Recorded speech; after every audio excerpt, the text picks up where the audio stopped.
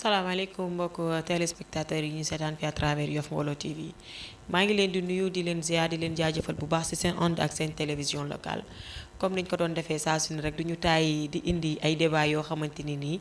ak ay nit yoo xamante ne moom la askan wi soxla ñu di leen fi indi pour am ak ñoom ay waxtaan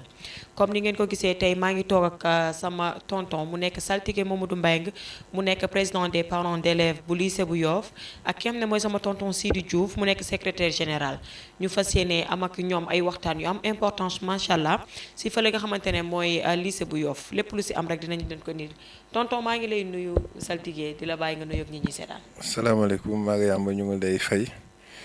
di leen nuyu di leen rafetlu si dalal bi ngeen dalal les parents d'élèves di nuyu Sias ak ñi mu bokkal télévision bi yëpp ñaanal leen yàlla Yoff nag dafa am nu mu tëddee booy nuyoo foo nga jiital la xalif général des Layènes muy Baye Ablaye Thiaw ñaanal ko gudd fan ak wér defal ko njabootu maam limaamu gi yëpp teg si imam ratib Mouhamed Ndoye teg si képp ku takk ndombu tànk jaraaf yi saltige yi ndey ji réew yi frais yi jàmbur yi mag yi Yoff délégué de quartier ak le maire moom mi nga xam ne moo yilif commune bi ñu ngi koy nuyu di nuyu le sous-préfet waaw tonton Sidi maa ngi lay bàyyi nga nuyu ak ñi nga xamante ne ñooñu seetaan secrétaire général. asalaamaaleykum maa ngi nuyu d'abord téléspectateur Yoff Mbollo TV di nuyu askan bi yëpp di wax ne comme ni ko saltige waxee rek ñu ngi nuyu kilifa diine yi nga xam ne mooy xalif général des Layènes di nuyu kilifa aada yi nga xam ne ñoo nekk ci dëkk bi di nuyu aussi waa mairie bu Yoff di nuyu képp koo xam ne daal yaa ngi ci école bi di nuyu aussi parents d'élèves yi nga xam ne ñoom la ñu fi représenté tey. d'accord tonton nga nekk président des élèves des parents d'élèves fële nga xamante ne mooy lycée bu Yoff liggéey bi nekk loo xamante ne jafe na jafewul naka ngeen def ba réaliser lu ni mel. Mariama question bu am solo nga posé Yoff damay wax ne yàlla moo leen dimbali wàllu éducation ma suñu si xaar état bari na lu ñu def si école yi population yi ñoo ko def ñun nag ne woon doomu Yoff am CM bi li ko indi foyer des jeunes la woon Baye Seydi Thiaw boobu moo fi ne xalifa ne foyer bu ñuy fooyee dafa jegeñ xabru maam limaam si la mag Yoff jóge booba Iba Der Thiam moo fi nekk ministre ba ñu def ko collège jamono yi dox di dox ba ñu dem ba gis ne lii jóge si doomu Yoff di dem Wakaam di dem Dakar dafa bari biñ ko xaymaa si transport yi parents yi joxe dafa doon nekk 850 à 900 000 par jour ñu ne woon nag comme Yoff dafa yàgg moo mag si Dakar parents yi ànd ak toutes les populations de Yoff kenn nag dinañ ko fi sargal nuyu ko si monsieur Ndiath tey mooy DRH bu ministre de l'éducation booba moo yor IEF bi fii ñëwoon rendre visite waa Yoff ci collège bi wax ne daal gis naa ne yéen a ngi demander lu bari pour Yoff am lycée mais ñun duñu tabax lycée provisoire yéen parents yi fexe leen ba yéenay tabax lycée bi loolu nag parents yi takk seen digg yéeg wàcc ci ndimbalu yàlla ak ñëpp jàpp ci ba tey mu indi lycée provisoire kon ba léegi ñu ngi ciy dund ay jafe-jafe parce que école bi li tax mu jafe dafa jege géej investissement boo ci def bu defee 2 à 3 ans rek dafay commencer di am jafe-jafe parce que brise de mer bi moo tax te jafe-jafe yooyu ñu ngi koy dund mais terewul lépp lu ñu mën ci taxawaay ak lijjanti ak jóg yéeg wàcc parents yi ñu ngi koy def waaw vraiment di sant tamit ñëpp rek waaw. d'accord mais tamit lan moo leen motiver ba tax ngeen ne xaaral ngeen créer association bi gannaaw ba la nga expliquer léegi. xam nga association xam naa si dina ñëw. ay textes dafa am loo xam ne ministère moo ko tëral. d'accord parents yi am si cër lii tax lycée yi ak collège yi wuute ak école primaire yi état bi mooy joxe fonctionnement école bi mais parents yi ñu pratiquement le président du CGE moom pratiquement si mooy gérer xaalis bi lu mu si signéwul wala mu valider ko du jàll. bu dee collège yi ak lycée yi nag parents yi ñooy cotiser loolu lañ uute. d'accord jafe-jafe bi nag ñooy cotiser mais duñu signataire si compte bi. d'accord boo gisee jafe-jafe bi metti mooy parents yi ñoo joxe seen xaalis ba pare mais bu ñuy débouché wala ñuy def dara si xaalis bi parents yi amuñu ci signature. mais cotisation bi ngay wax tonton dafa nekk ci inscription. sa doom di dugg école ñu inscrire la wala dafa am yeneen dépenses yoo xamante ne ñu ngi koy def durant année scolaire. waa xam nga inscription ay texte moo ko tëral. effectivement ministère bi dafa wax ne bu dee collège yi wala lycée 3500 la ba 10 000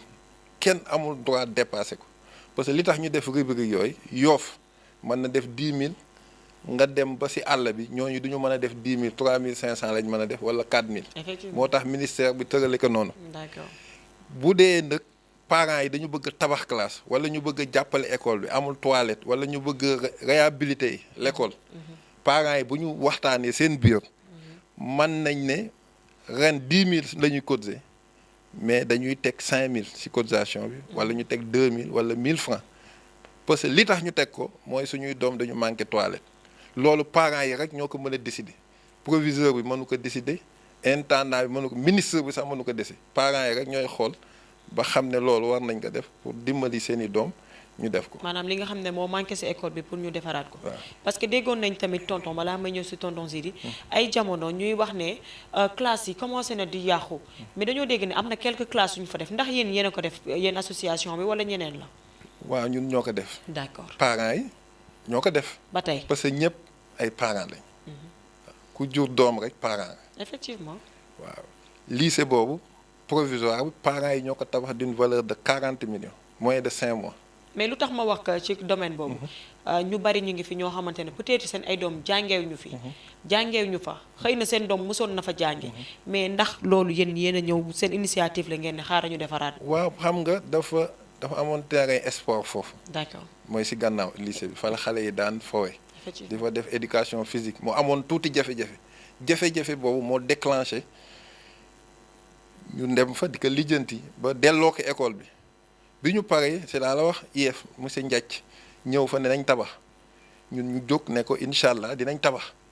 bi ñu waxee loolu nag après la ñu def assemblée générale waxtaan ne daal nañ jàpp bés pour def pose première pierre bi ñu wootee def pose première pierre li ñu amoon ci xaalis xawul sax takku ay 1,6 million et quelque la ñu amoon mais après ci ndimbalu yàlla daal dugal ci mbiram parce que école boo tabax ay classe moins de 5 mois lépp yegg loolu yàlla moo ci dugal la parents yi ñoo tabax loolu dama la wax sànq bi may ubbi Yoff mosul xaar état ci ay école am IA bi mu fi ñëwee barke démb bi mu waxee parents yi da ngeen war a jàppale école bi ma ne ko wax boobu dañ koy waxe hors de Yoff Yoff moom kenn du leen wax dimbali leen seen école parce que école bi nga ñëw tey muy lycée Yoff bu ñu dindi woon li ci parents yi def ak Yoff doo fi dese tey juróom-ñaari classe waaw kon parents yi ñoo réaliser loolu ba tax ñu mën a am un lycée provisoire ak yeneen bu ñu ci duggee table banc yeeg lu bari dañ koy taal suñu oto di ko doxal lycée bi voilà lu bari bu ñu duggee ci waxtaan yooyu yëpp dinañ ci ñëw incha allah ci réalisation yi incha allah voilà tonton Sidi est-ce que parents yi tamit ñu ngi def seen wareef ci association bi maanaam def nañ ko seen njëttee dëggantaan. waaw foofu damay wax ne am na lu fa xaw a sooxee tuuti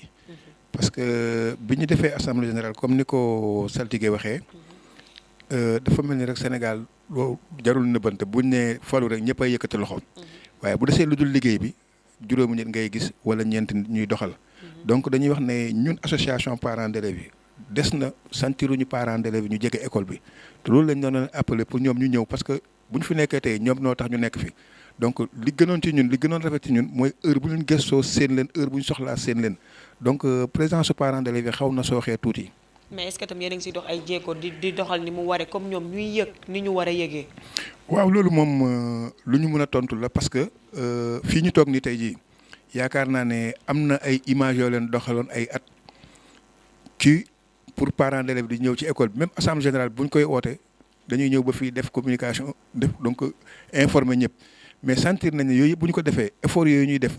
même bu ñu bëggee def sax assemblée générale dañuy jël ay convocation di ko joxe ci école man damay rappelé wu ne bi ñuy njëkk a def association yi man personnellement maa def ay convocation 1532 convocation laa defar sama bopp ñëw ñu joxe ko mais bi ñu ko joxee sentiroo gisoo sa benn boo xam ne yegg na 300 parents d'élèves ci école boo xam ne def na ay 1300 et quelque. donc dañuy oo parents d'élèves ñu ñëw jege école parce que seen école la seen doom yi ñoo fa nekk. gannaaw tam ba yaay secrétaire général ndax mën nañ leen laaj lan mooy seen ay relation ak proviseurs yi. waaw xam nga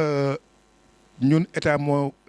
institué ne nañu am ay association de parents d'élèves au niveau des lycées. donc ñun association de droit privé la ñu nekkuñu ci tutelu proviseur loolu nag dafay xaw a doy waar tuuti parce que nit dafay yaakaar ne rek lépp lu mu bokk ak nit ñi rek am na rang boo xam ne boo fa nekkee day mel ni yow yaa leen war a coiffer te demeewul noonu école dafa nekk loo xam ne dañ ko lépp ci concertation la war a doon. d'ailleurs sax dafa am lu ñuy wax benn comité de gestion boo xam ne moom mooy saytu lépp lu ñu war def ci école bi moom moo war a décider lépp lu mu war a def ci école bi comité de gestion boobu conseil de gestion boobu noonu am na nu mu composé woo donc ni proviseur di toogee moom moo koy jiite censeur ci la bokk moom mooy directeur des études il y a l'intendant bi nga xam ne moom mooy gérer la comptabilité ensuite élèves yi am na lu ñuy wax gouvernement scolaire am nañ ci représentant professeurs yi am nañ ci représentant parents d'élèves yi am nañ ci ay représentants donc ñooñu ñoom ñoo ko constitué ak ki nga xam ne aussi mooy ville de Dakar bi nga xam ne compétence bi ñu ko transféré moom moo yore lycée yi parce que tey lu mel ni mairie Yoff bokk warul gérer lycée bi mais nag mu ngi ciy def lu mucc ayib donc mairie Yoff tey jii damay wax ne compétence yi ñu ko transféré mooy école primaire yi mais boo demee ba ci njàngam diggu doom bi foofu dañuy xool ne mairie bu Dakar muy ville de Dakar moom mooy gérer loolu. si waxu mairie boobu ngay wax gis nañ tamit monsieur Abdoulaye Diouf Sarr tamit ñu ngi utal na leen sax benn terrain fële ba ñu commencé travaux yooyu liggéey boobu est-ce que mi ngi dox. waaw liggéey bi mu ngi dox. peut-être bu amee kii mun nañu wax ne xaw na yéex tuuti mais li ko war yëpp mu ngi ci koy def. parce que c'est pas une première fois ñu am budget bu ñu génne pour Yoff. njëkk nañ fee génne benn budget. mais problème terrain la ñu amoon ñu jël ko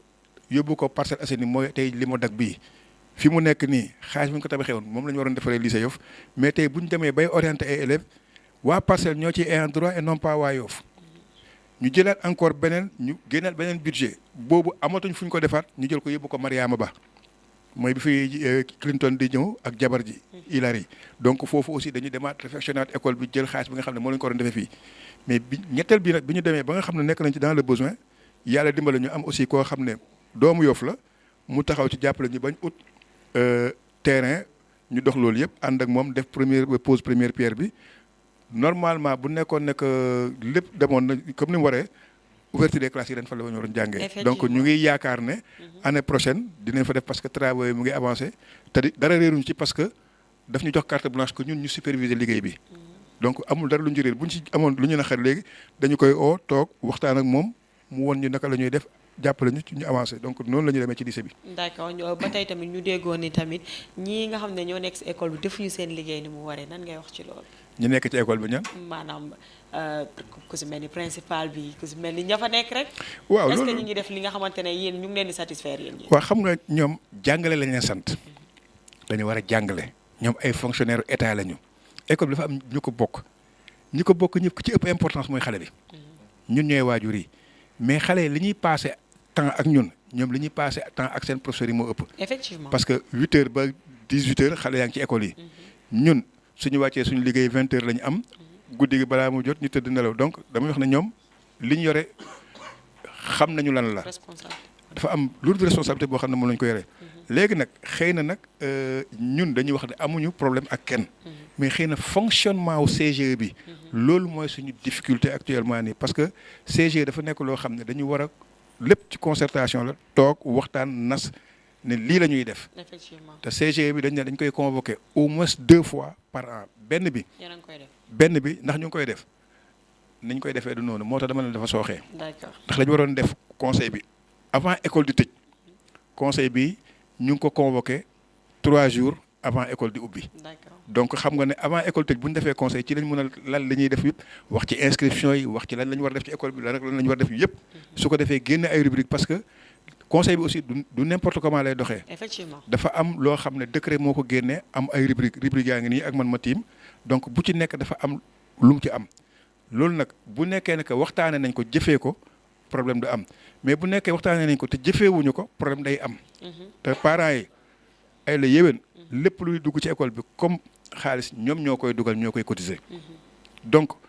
rafet na bu ñu toogee di waxtaan la ñu tënk ak parents yi ñu doxee noonu ba nga xam ne bu ëllëgee réeroo du am parce que réeroo bu amee rek xëy na façon doxalin bi la mais nit ñi ñun AP bi amuñu problème ak kenn. ak kenn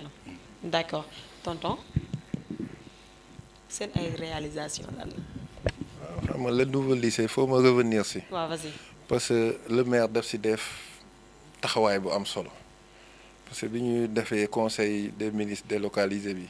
biñ nga defee moom dafa ñëwoon seet si waa Yoff waxtaan ak ñoom saalu APEX yi mooy dignitaires yi ak ñëpp ñu wax ko li ñu bëgg yëpp mu porter lycée bi ñu demee président validé ko. bi ma ko validé comme ni ko Sidi waxee mu xaw am jafe-jafe mais mu am si taxawaay bu am solo waaye delloo na si njukkal les parents d'élèves. parce que bi ñuy def pose première pierre bi dafa wax ne vraiment ndokkeel naa parents d'élèves yi parce que lycée bi sonn naa si waaye ñoom it kenn gul leen sonn parce que 24 heures yu ne dañ ko daan oo. nekk fu mu toll am nañ jafe-jafe bi ma boole ñoo ak Abdou Naar ba yàlla yi def ñuy dox di dox ba mën a teg xeeru njëkk bi. kon loolu ñu ngi ko si tatagal. ñaanal ko si yàlla parce que bu lycée bi pare dinañu permettre lycée bi demal boppam. d'accord collège bi def si primaire yi demal seen bopp xam ne ku jóge primaire. boo fa jógee da ngay dem collège boo fa jógee dem lycée. ñetti instance yi benn du si bokk ak morom. jafe-jafe bi ñuy dund mooy lycée bi ñu boole collège bi moo ñu andul jafe-jafe. effectivement kon réalisation yi mën naa si dugg précision boobu laa doon def parce que maire bi foo ñu ñaanal ko. parce que taxawaay bi mu si def dafa am solo man je suis témoin. lu bari maa si doon wax ak moom. d'accord lu baree bari kon moom ñu ngi koy ñaanal yàlla na ko yàlla gën a jàppale moo maire mu ñu booloon ak agent envoyé ab. Diène Ablaye kii Diène Ndiaye Diène waaw ñu jàll si réalisation yi bari ñu sax bëgguñu sax li ñuy doxal Yoff ñuy taxawut di ko wax mais bari na lu sotti si lycée bi ñoo taal sunu oto yéeg direction par direction ministère au ministère te li parents yi def dafa am solo xam nga ñun dañu am benn xaalis bu ñu génneel si cotisation yi bu ñuy doxalee lycée bi dañuy jox transport wala ñu jox ñu essence même bu ñuy téléphoné dañ ñu koy jox mais loolu lépp parents yi dañ ne rus nañu di doxale Yoff dara wala doxal suñuy doom di laaj 10 000 francs transport yooyu yëpp dañ ko mujj a bàyyi. ñu amoon fi quota table banc 200 table banc mu jafe Ablaye Diouf Sarr tamit ñu ngi ko si ndokkeel parce que bi ñu seetee directeur muy Bekkaay Diop xaw ma mooy maire Waalo xaw ma xaritam la ñoo bokk APR. bi ñu demee waxtaan ak moom mu jox ñu promoteur bi defar table banc yi ñu taal suñu oto dem Almadi di dox di yéeg di wàcc fu ñu amee jafe-jafe nag oo nañ Ablaye wax dëgg yàlla moom it mu ne dina ko woo wax ko mu gaaw joxe table banc yi ñu dem ba année bi jeex amuñu table banc ñu seetiwaat directeur Bekkaay mu nañu changé naa entrepreneur léegi dama leen am na keneen kuñ ko jox defe naa ren di ngeen jox table banc yi yooyu tamit ñu informé waat Ablaye moom mu def si pression table banc yi ku ne dox na si mais bu réaliser woo parents yi tax parce que li tax bu réaliser woo parents yi tax bi muy ñëw directeur bi man mii la woo Bekkaay ne ma saltige seen table banc yi pare na xanaa di nga kontaan jëlal numéro livre ki koy livré dina la oo ñu ngi andi première tranche waaw loolu nag bu amee ay kilifa Ablaye moo si jàpp suñu maire ministre parents yi taal seen oto di yéeg di wàcc bàyyi seen i liggéey bàyyi seen i njaboot mais ñëpp ay njaboot lañ dama wax ne doom la rek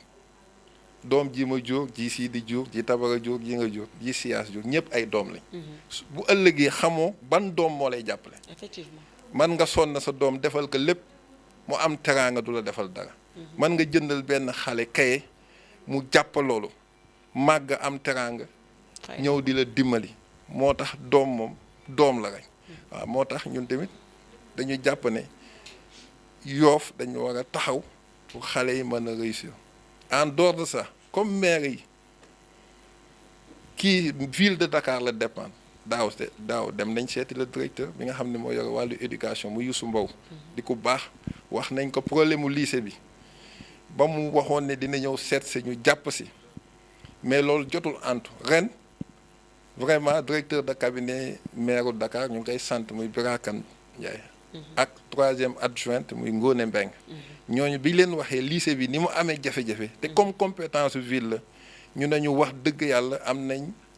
war nañ réhabiliter tous les lycées de Yoff de Dakar léegi dama leen di booleex Diop si moo gagné marché yi dinaa leen booleex moom directeur bi dafa dem France dem yóbbu bourse yi nga xam ne ville de Dakar ñoo ñu yóbbu fi yëpp bu ñëwee le 13 digg nañu dina ñëw visiter école bi bu ñëwee dina xool li mu si mën a jàpp en dehors de ça vraiment bu école di tijji parents yi ñooy mobiliser mais ak jox ñu ñooñu koy baleel mbedd mi ñu daje fa déboucher fosse yi nettoyer classe yi désinfecter amul année bu ñu ko dul def xanaa ren dañu jiitu di jàpp ko sans nous moo tax mu am jafe-jafe mais chaque année parents yi ñooy def loolu tabaxoon nañ fa ay toilettes Fray Yoff ñu ngi leen di sant mooy Pedre Sarr parents d'élèves lañ ñoom ñu ngay tabaxal école bi 16 toilettes te loolu parents lañ rek Pedre bu jiitee instance muy Fray Yoff gis ne école bi manqué na ay toilettes moo kuréelam ñu àndandoo si ndigalu ndombu tànk yi ñu ñëw foofu dafa def toilette loolu tamit réalisation parents d'élèves yi la ak yeneen pour des résultats yi parents yi joué nañ si parce que fonctionnement école bi ak li koy yéwénal ñoo koy joxe proviseur bi ñu ngi koy sant jàmbaar la mais tamit saa mu am ay njuum-njuum te doomu aadama matul lycée bi lycée d'excellence la bari na résultat yu muy def si le plan national waaw moom it ñu ngi koy nuyu waale censeur mi nga xam ne mooy yore wàllu njàng mi parents yi daal ñu ngi projeté am na 5 bâtiments yoo xam ne seen fenêtre dafa yàqu seeni porte dafa yàqu incha allah bëgg nañ ñu ngi jëm feetu Noël bu xale yi dellu si dina am 5 bâtiments yoo xam ne waxtaan nañoo menuisier suñu mbokk am nañ tuuti xaalis yu parents yi dajale woon d'une valeur de dabal ay 2 millions et quelques waxtaan nañoo ak benn menuisier bu ne Yoff ba dinañu jàppale ba ñu jël 5 blocs yoo xam ne ay classes lañu defaraat toilettes yi defaraat portes yi defaraat fenêtres yi bu xale yi ñëwee Noël dinañ fekk classe yi sopp ko tuuti waaw loolu nag parents yi koy pare taxaw ndax tamit am na ñoo xamante ne ñu ngi leen di jàppale financièrement à part ñu ngi fi jot a tudd non du jeex ay aide yu ngeen di jël du jeex d'accord maire jàpp na si bu baax xam nga fii du compétence bu maire Yoff effectivement waru si def 1000 francs mais comme xam ne ay jarbaatam ñoo fay jàng bari na lu ñu fay def dina fexe ba def fa dara te du feeñ parce que du yoon moom mu jël xaalisu commune bi di ko def si maire si lycée bi amu si droit waaye fexe na ba bu ñuy def dara dina si dugal loxo ku ñu wax Birame Ñing bi ñuy tabax bâtiment yooyu li mu si def kenn defu ko si wax dëgg yàlla bâtiment boobu ñëpp def nañ sa ñëpp mais li mu si def kenn def Diop si jàpp na si population yi même ñiy jaay ndugg jàpp nañ ci comité de gestion quartier yi ku ne dafa cotiser andi si lycée bi ñu wër marché bi dem géej yor suñu leket Mariama classe yooyu dama wax ne xale bu góorgóorlu di nga réussir c'est ça parce que seen i waajur ni ñu ko réaliser moo am solo mooy ku dëkk Yoff sa dërëm dem na si waaw loolu tamit vraiment ñu bari ñëpp ñu jàppale ñu ngi am na suñu directeur institut suñu wóllëre la bari na xale yu am bac bu ñu amee bac moo ñuy jox bourse ñu yóbbu leen ñu jàngi ñaan nañ ko audience te affaire u lycée bi moo ñu fa yóbbu pour mu jàppale ñu comme moom dafay def social lu bari sama wóllëre la ñaan naa ko audience ba mu ne ma semaine prochaine na ngeen ñëw ma recevoir leen te dara yóbbuwuñu fa lu dul mu jàppale ñu mën a lycée bi ñu mën ko toppatoo bu baax. d'accord tonton Diouf yan difficulté ngeen nekk di dund ci association ñu ngi ak ay difficultés yu bari mais ay nit bu ñu àndee booloo seen doole yaakaar naa ne difficulté bu ñëw seen kanam dinañ ko daan nekkaat ci leneen xëy na difficulté yi ñuy wax man mooy toujours damay wax rek ne des na participation parents d'élèves yi loolu difficulté la beneen bi mooy fonctionnement conseil de gestion bi difficulté la te pourtant ay texte rek moo ñu boole mais bu ñu jëfee texte kenn du am problème parce que même boo d'accordul ci dara te texte ne la lii la da ngay obligé soumettre ci texte bi mu ngi mel ni bu ñuy wax ay affaire inscription yi dañ ne de 3000 francs à 10 000 francs loolu lépp lu ci tegu rek parents d'élèves yi ñoo ko war a def damay jël benn exemple boo demee lycée bi nekk école normale supérieure nu mu tuddati sax Seydou Nourou Tall bu ñuy inscrire parents d'élèves yi la ñu teg seen table toog administration bi toog li nga xam ne mooy inscription bi li ñu fixé dañ koy encaisser fee li nga xam ne parents d'élèves yi ñoom ñoo ko fixé woon te mu tegu ci kaw ñoom ñoo koy fixé ñoo koy jël te pourtant dañuy wax unicité des caisses on est d'accord ci unicité des caisses mais est-ce que xel mun na nangu ñoo xam ne lii administration la kii nekk association de droit privé ñu bëgg a jël même fonds yi nga xam ne moom lay am comme ay redevance fee ñu ne ñun ñoo koy gérer loo leen soxla daal da ngeen di ñëw nañu lii ngeen am comme besoin dafay andi ñàkk wóolu wa di entre ay doomu aadama yu nekk parce que ñun ni ñu mun a def ba dajale 40 millions te déggoo ci coow yaakaar naa ne 10 millions wala 15 millions du warul mun a andi coow donc yooyu moo nekk loo xam daal ay jafe-jafe la donc ñu ngi xool nag naka la ñuy defee solution yi parce que ñi ñu ko seexal aussi heure bu problème amee bu ñuy waxtaanee dinañ trouver terrain d'entente xëy na nit moo motul rek te it nit ku nekk soo defee loo xam ne def nga loo xam ne naka sudul noonu la buñ toogee waxtaan nga taxaw ne reconnaître naa ko ñun aussi ci wàllu gor boo taxawee ne ma man kat damaa juum ci lii dama bëgg ñu ànd pour changer ñu def ni da nga mën a ànd ak moom ñu liggéey donc yooyu mooy suñu jafe-jafe yi nga xam ne am nañu ko. d'accord ñu siy ñaax suñu yaay yi ak suñu papa yi nga xamante ne ñoo fi nekk nga joxal ma sama tata Tabara maa ngi lay nuyu nga nekk représentant des femmes tamit lan mooy si taxawaayu jigéen ñi si association bi. waaw man maa ngi yor maay présidente de gestion bu kii Ken Zero 6 école 6 man maay présidente bi. ok waaw d'accord ban taxawaay ngeen am si association bi. waaw association bi ban taxawaay bi ñu si am mooy parents yi seen yaay yëpp nañ ñëw wuy si ñu.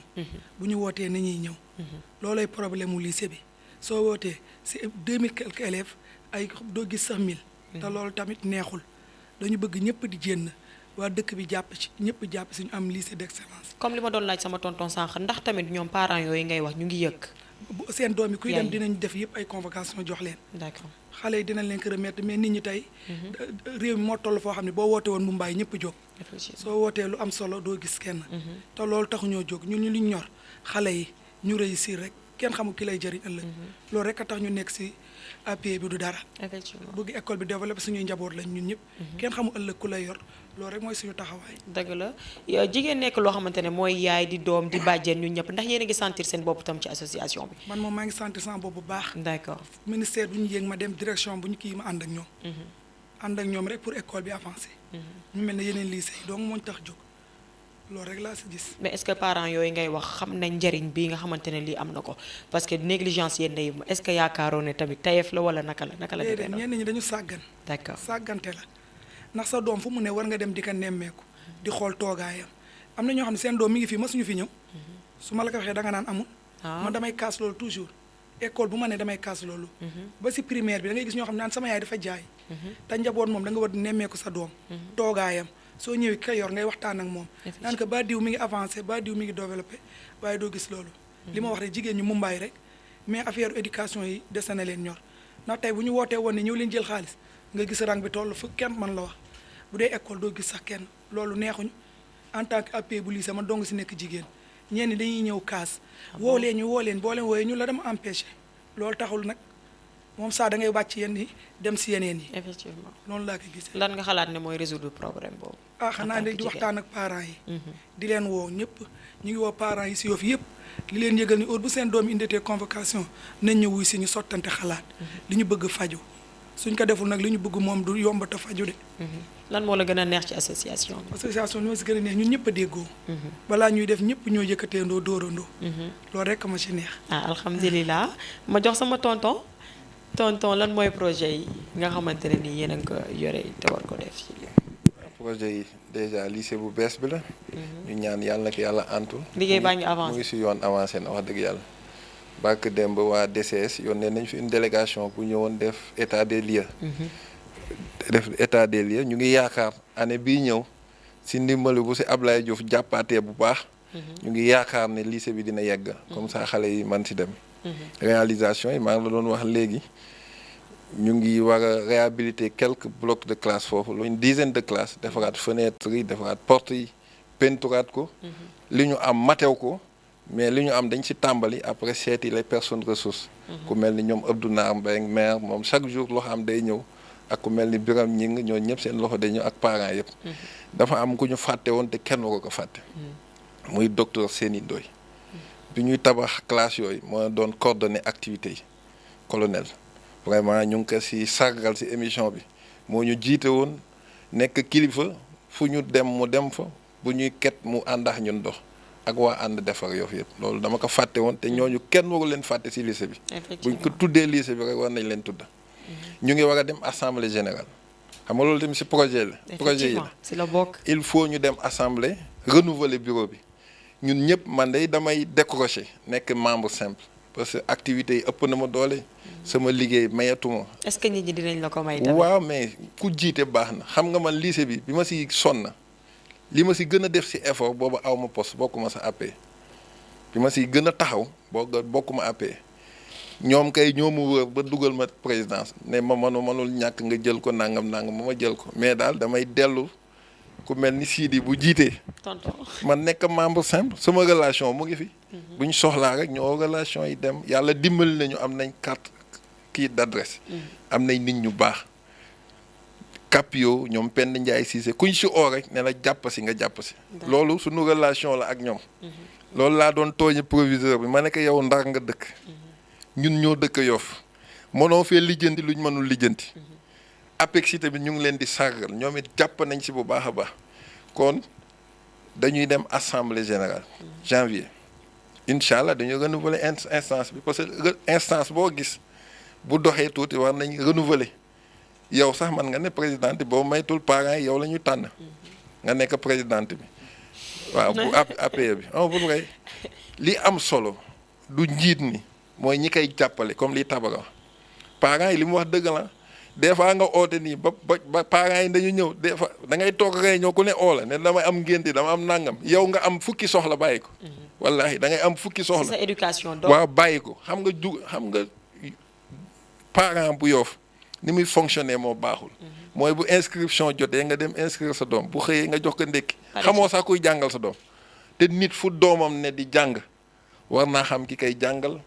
war na di chaque semaine mu dem nemma ko ji proviseur bi laaj ko ndax xale baa ngi góorgóorlu war nga dem xam ndax xale bi du def ay problème foofu wala du dugg si lu mu warul dugg. yooyu yëpp parents yi dañ si xaw a sàggan. donte la kër yi diis na parent bu xëy dépense ngay lijjanti yi loo jox sa ndaw waaye lii tamit farata la. parce que xale yi ngay encadré ñoom ñoo tax ñun ñëpp ñu dem école. di jàpp si école bi parce que bu ñu réussir. avancement dëkk bi lay doon. ñii la ëpp dëkk bu la ëpp intellectuel rek moo lay gën a avancé moo tax ñu di si sonn. AG boobu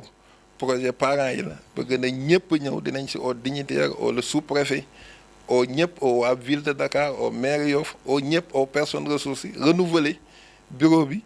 ñu amaat yeneen visage terawul ñoom siideeg ñoo ñëpp dañ siy des man rek maay décroché waaw mais nekk membre simple wala ma dem président de na ndombu tànk laa li ma yenu dafa bëri jiite ànd taxawu Yoff jogaat sama atelier di liggéey xam nga yooyu yëpp ay jafe ak village lébu yi di dem di lijjanti vraiment dama bëgg a dellu gannaaw sii di jiite ma nekk adjoint tegaw li ñu si war a def yëpp ñu def ko yooyu yëpp si projet yi la quoi incha allah tonton Sidi projet yi ak lan mooy sa dernier mot. waaw xam naa ne émission bi xaw naa gàtt tuuti parce que am na yu bari ñu war a mën a développer mais tey jii damay wax ne saltige du moom mooy décréter day bàyyi mbooloo moo ko faloon te peut-être man personnellement damay nekk à l'aise pour wax ci lu mel noonu ndax bi ñuy def association parents d'élèves bi ñu koy njëkk a def wax naa la ne la 1532 la woon léegi nii ren daaw ñu ngi amoon 1539 inscrits donc war nañ normalement am lu mu bon 1500 parents d'élèves bu ñu ootee woon kenn warul xëcc ci école bi donc nit nag buy liggéey nga ànd ak moom war nga mën a xayma moom nit ki lan lay def gis naa ne njëriñ bi nga xam ne moom la amal AP bu Yoff bii nii moom la amal lycée bu Yoff bu ci ko bàyyee dina xaw a sooxee tuuti parce que ci terrain bi laa nekk de passage man maa ngi ci ñun dañu affilié wu ci Union nationale des associations de parents d'élèves et étudiants du Sénégal donc membre lañ ci coordination bu Dakar moom mooy premier vice-président bi yore conflit ak médiation yi man maa ngi yore jeunesse ak culture comité dialogue local bi nga xam ne moom la ñu installé waat man maay vice coordonnateur bi donc xam naa ki nga xam ne moom laa àndal mun naa ko xayma pour wax damay wax ne moom bu bàyyee dina xaw a jafe trop école bi dina xaw a sooxee loolu moo nekkoon loo xam ne xëy na sax duñu woon fii sax mais comme moo ko wax moo tax ma waxaat ko nii pour waa Yoff yëpp xam ne ki ñu àndal ku mën a jar a àndal la ndax damay joxe ci lycée Yoff bi ñu koy defee di def démarche yi lim ci daj kenn daju ko ci ñun bi ñu toogee ci def pose première pierre ministre moo ne lii école bi lycée bii nii bu nekkoon doom la su ma koy ngénte saltige laa koy tuddee donc loolu moo lay wane la kon moom am na lu mu ci def ba nga xam ne kilifa gi nga xam ne ci mbirum santé la nekk waaye mooy suñu maire ñun xam na ban poids la saltige am ci mbirum jàngale bi école ci Yoff donc loolu damay wax saltige balaa ñoo continuer nañ bàyyeegum loolu mu daanu ba ñu toog ci suñu parents d'élèves bi beneen bi nag damay wax ne am nañ ay projets yu bari parce que lañ waxoon bu njëkk dañu wax ne dañ bëgg Yoff am excellence bi mooy lan dañu waxoon nañ suñ defaree bay lycée dañ doon demander sax ñu bàyyi bii lycée mu nekk benn lycée technique bee nekk beneen lycée enseignement général su ko defee ñu def lycée d'excellence pour que Yoff di génne lam daan génne bu njëkk parce que loolu moom la ñu bëgg lu ko raw boo leen seetloo jàngalekat yi fi nekk dama leen di gërëm di leen wax jaajëf xam nga xëy na dama naan la ñun ci façon nga doxalin rek la ñuy am problème mais proviseur bi def na réorganisation bu mucc ayib ci école boo fa njëkkaan ñëwoon bu njëkk ak léegi boo duggee di nga xam ne am na changement daaw jéeg ñoon yore woon 3e ci résultats yi nga xam ne moo nekkoon ci examen yi Sénégal on était largement au-dessus de la moyenne nationale te loolu doomu Yoff yi lañ ci xayma ñi ko def mooy ñi leen doon jàngal mooy seen professeurs yi donc dañuy wax ne dañ leen di waxaat jërëjëf xëy na daaw xawoon nañ wàccaat tuuti mais taxul sax ñu nekkaat en deçà de la moyenne nationale donc dañu bëgg bu ñu ko defaatee CM def lycée bi dañu bëgg ñoom ñaar ñëpp ñu nekk ay établissement d'excellence parce que ñun dañu bëgg ëllëg ay kilifa yu bari di génnee Yoff loolu la ñu kii projet yi ñu am nag dafa amal yeneen projet yoo xam ci doomu aadama lañ koy teg parents d'élèves yi nañu jege ci école bi du pour man du pour saltige pour ñan la suñuy doom donc dañu war a investissement bi gën a wóor actuellement nii ci njaboot la war a doon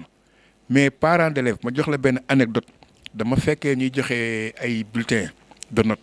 benn parent ñëw salaamaaleykum maaleykum salaam sama bulletin doom laa jël si surveillante bi ne ko ban classe lay def mu ne ko xaw ma ko et on était au mois d'avril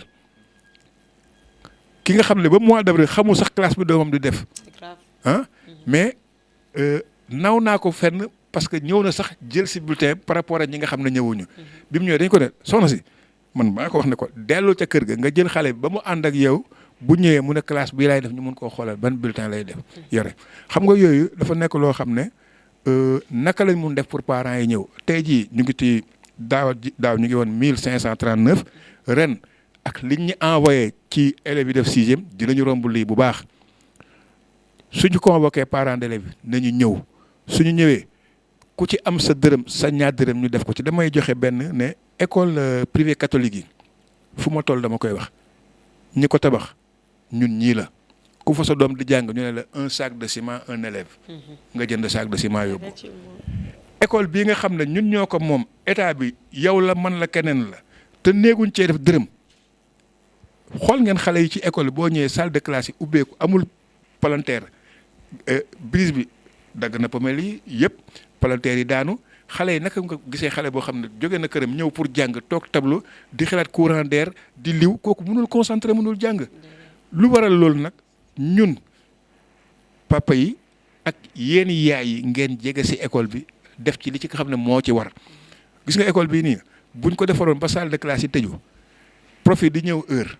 proviseur di ñëw heure di toppatoo xale yi di ñëw heure ñëpp nekk fa ñu jàng jël seen quantum horaire bu normal bu ñu demee examen di nga xam ne xale yi nekk Yoff gàcce ngalam di ngeen xam ne aussi professeur bi ñi fi nga xam ne ñoo fi nekk aussi ñu ngi ci li nga xam ne moom la ñu war def léegi daal foofu dañuy wax ne nous lançons un appel à tous les parents d'élèves jege si leen école bi ñun de tooguñu fi pour place dañu fi toog pour les parents d'élèves toog fi pour suñu ay doom donc suñu leen nee ngeen ñëw boo leen ñëwee su nekkee ne ko ñu man mii secrétaire général la dama koy wax haut et fort bu ma gisee ku soxla poste bi te gën a am compétence damay ñëw ranger wu ci gannaawam jàppale ko pour ñu liggéey parce que bu ma nee dama jiitu naa di woote nit ñi ñëw yaakaar naa ne bés bu nit toogee dama war a ñëw ci gannaawam pour liggéey loolu mooy philosophie bi nga xam ne moom laa bëgg parents d'élèves yëpp def ko seen bopp. donc am nañ ay yu bari ci école bi nag njàngum école ci la bokk français bi sport mun na ci dem am nañu terrain yooyu yëpp dañu war a xool lan lañ mun def ba nga xam ne fu ci nekk mun nañ ci génn champion ci jàng génn champion ci sport ak lépp. parce que tey jii boo demee ci ay dëkk yu mel ne ay États-Unis am na université yoo xam ne dañuy privilégié ay sportif balaa boo ñëwee ak seen niveau waa ji ñëw ak bii niveau bu nekkee dafa xarañ ci benn discipline sportive moom la ñuy njëkk a inscrire que yow donc kii nous dit que yooyu yëpp mënuñ ko fi am on peut avoir des champions yoo xam dañu jàng am na dëkk réew bi am na ay références ñoo xam ne ay sportifs lañu woon on peut prendre le cas de Malick Souris de Youssou Ndiaye c'est des gens yoo xam ne dañuy jouer ay Lamine Diack def lu rëy ci sport tey jii ñu ngi ci ay instances yu kii jiite nañ ci réew mi ñi doon yor nañ ay ndombu tànk ci réew mi loolu mooy li nga xam ne mooy éducation xale dañ koy suxat maanaam boo yoree garab chaque jour boo xëyee arrosé ko garab gi dina naat boo yoree sa doom chaque jour dee ko saytu su ko bu defee bu ëllëgee di nga ci am li nga xam ne moom nga ci bëgg. te dina la jëriñ Tata Tawbara ban message ngay nekk di ko joxe ñi nga xamante ne ni ñooy parents d'élèves yi ak lan ngay tàggatoo. waaw sama tàggatoo du sore parents d'élèves rek laay woo na ñëpp ñëw joge ci école bi buñ ubbi nañu bunt yi na ñëpp ñëw bokk ci appui bi woo nañ ñëpp bàyyi ñu kenn ñu liggéey ensemble xale yi daal di am note bu baax loolu rek lañ ci jublu woon. d'accord tonton lan ngay tàggatoo. tàggatoo bi xanaa sant yàlla. ñaanal télévision bi muy siyaas ak yéen ñu mu ko àndal ñëpp Mariama yàlla leen yàlla sàmm. amiin amiin te télévision bi yàlla na ko yàlla yaatal. gis nañ taxawaay bi rafet na lépp lu xew Yoff ñu ngi gis taxawaay bi ngeen ci def loolu sunu alal la comme yéen a ngi koy taxawuwaay bu rafet li ñu am mooy ñaanal leen yàlla sàmm leen. te defal leen ndam Tabara nag ñu ngi koy sargal. jigéen ju man góor naa amul fu ñu dem te demul. ndeysaan. te moo jiite Kenn Zoro defe naa ci meilleure école yi Yoff la arrondissement bi mooy Yoff Ngor Wakaam defe naa école bi ñu xayma ñoom ñoo jël 5e ci arrondissement bi. c'est bien. te école am dafa am jafe-jafe ba mu nga boog a géej fa lañ ne kon moom dañ koy sargal. di wax jigéen ñi nañ def ni moom. vraiment ñaanal ñëpp ñaanal Yoff ñu ngi ñaan yàlla na fi jàmmam parce que dëkk la boo xam ne jàmmalaay la ba Terme Nord Sidi Diouf mii Terme Nord la dëkk ku ko mën a génn ci commune bi mënul ne ñun ñëpp benn lañ li may appel cri au cœur bi may def mooy Yoff bu jëkkoon dañ daan yëgoo te léegi yëgootuñu moo tax ñu am jafe-jafe yu bari te loolu dama wax ni soxna Mariama ku ne bu xoolee rek boo bàyyee sa daraja xool ne Yoff moo soxla nga dem fekki Yoff la ñuy réaliser moo xam école la moo xam frigo bi ñuy lijjanti moo xam leneen moo xam politique la moo xam leneen boo xoolee ne bu ñu jàppalee Mariama wala ñu taxaw ci wetam li ñu bëgg dinañ ko am. mais ñu dem bu ñu paree ne ku nekk sa kër ngay dellu. ku dem sa kër nag yaay liif sa kër. man nga faa doxal li nga man manumaa takka ndombu tànk waa Yoff ba pare di bëgg ko doxee ni mu neex. ni ma neex du yoon. appel boobu lay def Yoff bu jëkkoon vraiment dañ daan yëgoo diisoo wat gaal yëgoo olof moo ko wax dane wat gaal dañ koy yëgoo. moo tax vraiment cri boobu lay def yàlla baaxal na Yoff am nañ fi suñu maam Limaamu coutume fii la commencé Ndakaaru fii la dëkk yëpp fii lañ juddoo Ngor Yoff ko jur Wakaam Yoff ko jur 12 penc ci Dakar Yoff leen jur li tax ñoo ñuy avancé ñun ñuy dellu gannaaw jaaduwul. kon maa ngi ñaan vraiment Yoff war na weesu fi mu ne ci école yeeg yëpp loolu nag li ñu koy may mooy ku nekk rek fàtte sa daraja waaw ku ne na bàyyi na fàtte daraja am bu Yoff soxlaa ñëpp jóg mu bañ a am état d'âme parparloo baaxul nit du parparloo si li nga xam ne da nga ko bokk ak ñëpp baaxul. waaw booy def dara da ngay oo ñëpp ñi ko séq ñëpp ku ne am na si cër nga oo ñëpp ñu waxtaane ko bu jóg jotee li tax du sotti parce que gouverneur Fall waxoon na leen ko bi mu ñëwee jumaa Yoff ne li may jaaxal mooy amul dara lu dëkk bi bëgg te mënuñu leen ko jox waaye li ñuy jaaxal mooy benn dëkk di wax fukki wax bu groupe bi jógee bind groupe bi jóg bind groupe bi jóg bind boo ko defee autorité bi nii lay def di la seetaan kon loolu nañ ko rectifier dëkk bi kat ay maama ci maam ñoo ko sancoon ñoon ñëpp ñu ngi ci biir suuf ñun bu ëllëgee dañuy dem ci biir suuf kon nañ rafetal dëkk bi mënuma nangu bu ñu demee ci pénc mi war ko yéwénal ñuy xuloo te tey jii bu ma tojlee ma am dëj ñëpp ñëw ku ne jaxal la ku ne na la massa waaw loolu buñ ko mënee def ci dëj yi ak ngénte yi est-ce que mënuñu kaa def bu ñuy lijjanti frigo bi wala ñu war a tabax jàkka wala ñu war a tabax école yaa ma loolu dama ne woon bokkul ci émission bi mais dama koy wax ne daal mën nañoo déggoo mën nañ déggoo wallahi noo dëgg jub na war nañ déggoo kon loolu laa doon wax di ñaan Yoff Baye Ablaye yàlla na ko yàlla sàmm mook njabootu maam limaamu gépp Mouhamed Ndoye imam ratib yàlla na ko yàlla sàmm imam yi ci commune bi yëpp jaraaf seeni ak ndombu tànk yëpp saltige yi ndey ji réew yi frais yi jàmbur yi délégué de quartier yi maire bi ñëpp yàlla leen yàlla sàmm ku ci nekk yi mébét bi nga am pour Yoff jëm kanam yàlla na yàlla def nga réaliser ko te ñu ànd ak ñun ñëpp vraiment di sant télévision bi siyaas maa ngi koy ñaanal ku baax la man télévision bi defe naa nee naa ko léegi nag da nga mel ni dag ma dax maa ngi woon président d'honneur bi ba tey yaa ko nekk tonton mais ñu ngi leen di ñaanal vraiment ñu ngi suivre télé bi yàlla na yàlla sàmm leen bu baax di ñaanal parents d'élèves yëpp vraiment ñëpp ñu ngi leen di ñaanal baat day xam nga baat moom ay nit ñoo la koy jox nit mënul jox boppam baat effectivement ñoom ñoo dajale seen baat jox ñu ko moo tax ñu nit lu ñu mën a lu ñu mënul dañ ko siy def suñu alal du ko fekkee suñu jot du ko fekkee ñoom nag ñu ngi leen di sant parce que ki la jiital moo la gën ki jël yëfam ne la doxal ma ko kookoo la gën kon ñu ngi ñaanal parents d'élèves yëpp yàlla sàmm leen ñu gën a jege école bi rek bu ñu jegee école bi war nañ tabax suñu bâtiment bi dañ si R+1 la woon war nañ tabaxaat 4 classes te loolu bu parents yi dogoo 1500 parents bu ñu joxee ku ne 2000 rek yaama ñu tabax ay classes effectivement waaw ku ne 2000 loolu du dara nañ ko defal suñuy doom kër boobu daal ñu ngi koy wax di ñaanal ñëpp allahumma salli ala sayyidina Muhammad wa sallim merci beaucoup comme ni ngeen ko gisee sama tonton saltige Mamadou Mbaye ngi nekk fi ak tonton Sidi macha allah merci beaucoup ci seen disponibilité ndaxte waxtaanee suñu éducation doom yi wala suñu éducation rakk yi nekk na loo xamante ne luy doxal Yoff la di remercier tata Tabu bu baax tata Tabara comme ni mu ko waxee muy yaay yi di papa yi képp koo xamante ni rek yor nga fa sa doom même boo fa yorul doom sax war nga jàpp ne ñi fay nekkee tamit war nañ mën a nekk sa doom